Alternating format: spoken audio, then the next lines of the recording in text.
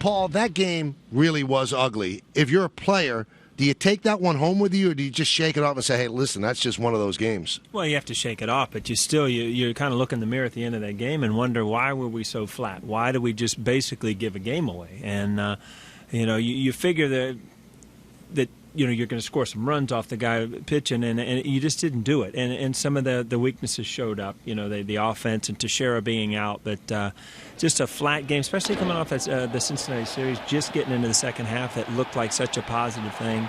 And, you just stumbled. And now you've got 3 left, and Yu Darvish pitches one of them. So. It's really interesting, though, because no matter how poorly any of the teams in the East happens to play, they can't play themselves out of this. And in previous years, Yankees 2 games over 500 after 99 games are probably out of it if there's a real good team.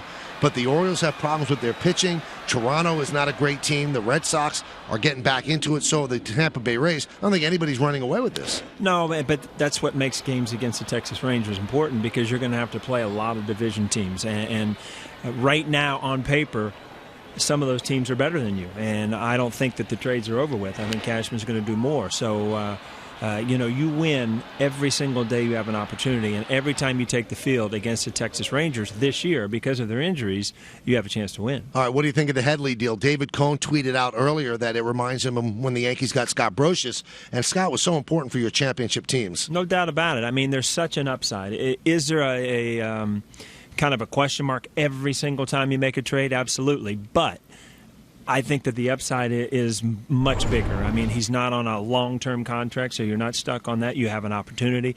There is a weakness at third base defensively and offensively, so you could fill all these gaps if you get lucky. In the past, you look at some of the trades, even through the years where we were winning, there was always guys that stepped in and came in on trades, and they fit in. Is that going to be one of these guys?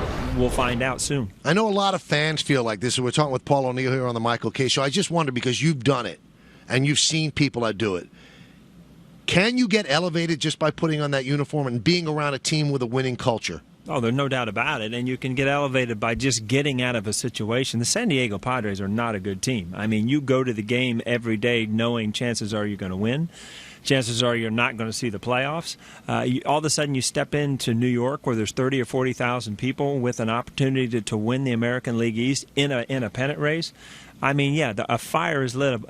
I mean, that's in itself, but when you leave a bad team to a team that's in it, I think that's a big shot in the arm.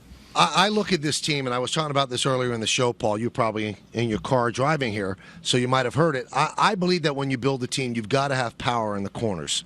And I don't know how the Yankees are going to deal with Ichiro in right field with 0 home runs and 11 runs batted in. To me, he's more suited as a number 4 outfielder. There's got to be somebody out there that can hit home runs, because Brett Gardner has 9 home runs, but he's a speed guy in the other corner. I think you got to get some balance there. Well, there's no doubt about it. I mean, and you look at the line. I mean, Jacoby Ellsbury is your 3-hitter, and he has hit a couple home runs the last couple of days. But you do have to find production somewhere. And is Headley the guy to do it? Who knows? Teixeira's kind of a question mark now because of injuries, and he's been a guy home run wise as always you can count on. But I agree with you. I think Ichiro was much better suited for the beginning of the year when he was playing a couple days a week, when he was hitting in the mid 300s, because he was getting rest. And like I said, I don't think the trades are over. Do you take a chance on a big name guy, or do you find somebody who can hit the ball out of the park at times and give Joe Girardi some options? Are you surprised, Paul, that at the age of 40, Jeter is doing as well as he's doing and playing every day, hitting in the mid 270s? Did you expect this out of him? You know what? Is he dropped off a little bit? Yeah, but I mean, 270, 280, is he capable of doing that? I think so. I mean, because in his prime, he was 320, 330. So, there are some things he doesn't do as well. But as far as taking the field, he plays every day because he wants to play every day. And it's Joe Girardi understands that. I think it's important that his leadership's on the field. And I did hear you talking on the way in here. I mean, to just take him out of the 2-hole, you don't have a replacement that's going to just be heads above what he's doing right now. So I think that when he takes the field, you still have those memories of winning, and you still have the class at shortstop at people that want to see. And I really believe that Girardi made the right decision today. Kelly Johnson is not a good defensive first baseman. Now, he's playing right field today, so they sit down Ichiro.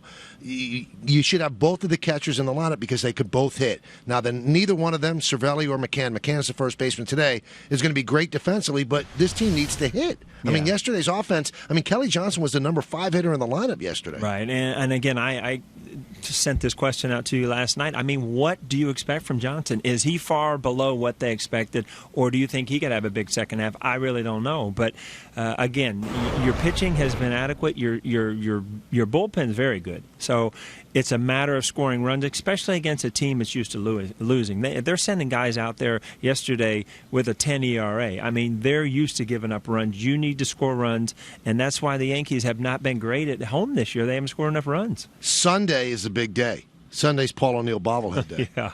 Now, how big a deal is this around the O'Neill household? Well, we have talked about it. I mean, the likeness is somewhat. Yeah, a lot of smiling though. Well, you always, it's kind of like a picture. It's not always the way you live your life. But, anytime, I grew up with bobblehead. So it was right there on the screen. Yeah, a little body and a big head. I think they took a picture of you and threw me in it. Wow. Cheap shot. Well, that should be fun. I know that. Now, on a more serious note, I know this means a lot to you. I know this organization means a lot to you. Since you've been traded here, you've kind of been ingrained into what the Yankees are about. And in the beginning of, I believe it's August 9th, you're going to have a plaque put up there. What's that going to mean to you? Have you thought about the speech yet? I mean, what goes through your mind? A little bit. I'm starting to think about it more, obviously. But, it is an honor. There's no doubt about it. When I came here with a question mark on my head of how am I going to play in New York, I never dreamed that the people here would treat me the way I was treated. I never dreamed that we'd end up winning, 4 out of 5 championships. And doing television here for the last 10 years. I never dreamed that either. Well, it is what it is. But, I have, looking back, it's been an unbelievable thing with this connection with New York. And my family loves New York. I love New York. And I couldn't have asked for more as far as the way I've been treated here. Is there a chance that we might see O'Neill tears? Tears? Yeah. Now, Tino was nervous, but he didn't have tears. Might we see tears? You know what? You never know what's going to happen. But I tell you what, all kidding aside, Michael, it is a huge honor, and it will be a big day. It's going to be unbelievable. I can't wait for it. I really can't. And we'll break bread afterwards. Yeah, man. that's going to be fun. Now, did you ever – I remember I used to talk to Mattingly about this, and he said – I don't know why people in New York love me so much. And I know I'm going to embarrass you now, but, the last day you walked off the field as an active player, they're chanting your name. What was it about you think that caught the imagination of New Yorkers?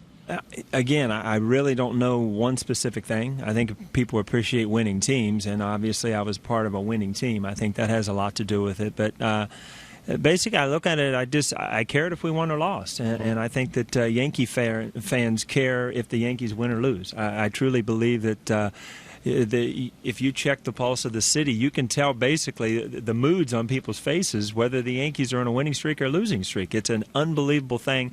And I don't even know that you understand that because me being in Cincinnati and part of another organization, you notice it when you come from somewhere else into the Yankees. I think a big part of not a big part, but certainly a part of it had to do with the fact that George Steinbrenner liked you and called you the Warrior. And I know that at the beginning I don't think you liked that, but I think the fans said, yeah, he is a Warrior, and kicking the Gatorade and stuff, that played a role. I mean, your relationship with George Steinbrenner, what was that like? Well, he was always good to me, and I had all the respect in the world for him, obviously, because he wanted to win as much as the players wanted to win. And this organization is second to none. There's no doubt about it. So, when your owner is on the same page as far as winning or losing, not worried about if it's going to be a successful year at the bank or whatever, let's put another championship. And it's just that the Yankees have not lost that, but Mr.